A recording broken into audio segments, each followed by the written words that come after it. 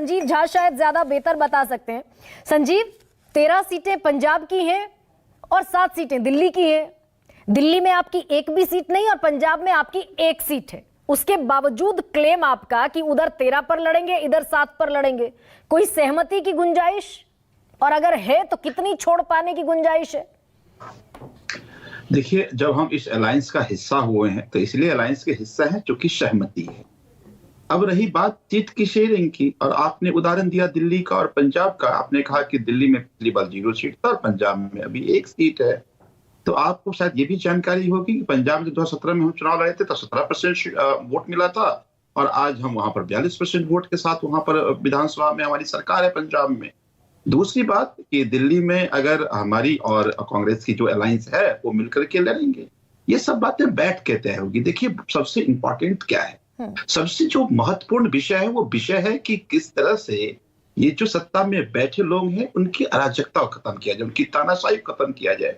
हम अलग अलग पार्टी होने के बावजूद आज इकट्ठा इसीलिए हैं क्योंकि ये लड़ाई बहुत बड़ी है। तो जब लड़ाई बहुत बड़ी होती है तो छोटी छोटी चीजें आरे नहीं आती हैं। मुझे नहीं लगता है कि इसमें कोई बहुत बड़ा आरा आना है। हम बैठेंगे और बैठ के तय कर लेंगे।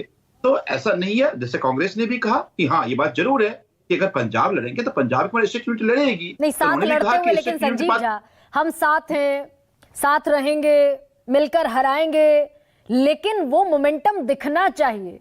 जब आप पब्लिक रैलीज में, राजनीतिक रैलियों में आप कहेंगे कि भाई बीजेपी और कांग्रेस दोनों भ्रष्टाचारी हैं, दोनों एक दूसरे की ए बी टीम है, तो वो साथ लड़ने वाला मोमेंटम, साथ होने जैसा मोमेंटम तो नहीं दिखेगा।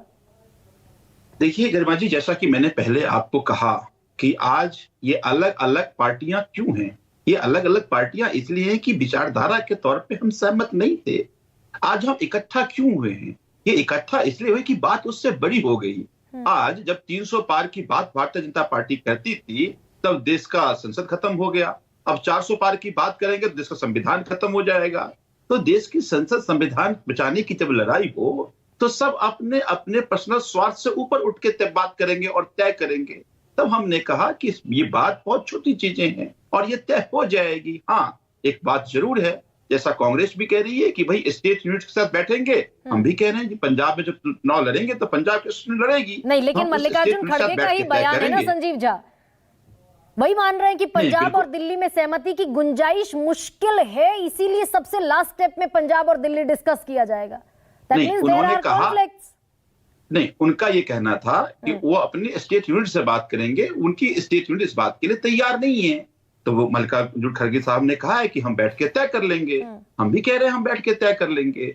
उनकी स्टेट यूनिट वहां पे उनको हो सकता है कि इस बात से सहमत ना हो, तो वो अपने स्टेट यूनिट से बात करेंगे, हम अपने स्टेट यूनिट से बात करेंगे। लेकिन ऐसा नहीं है, हम जब अलायंस के हिस्सा है तो अलायंस के साथ हैं। और ये लड़ाई बहुत बड़ी है तो छोटी छोटी चीजें आने वाली नहीं है। नहीं, दिल्ली के एग्जाम्पल से समझा दीजिए ना संजीव झा कि दिल्ली की जो 7 सीटें हैं जिन पर बवाल हो चुका है, दिल्ली में कितनी सीटें मैक्सिमम मिले तो आपको सेटिस्फैक्टरी एक गेन दिखेगा?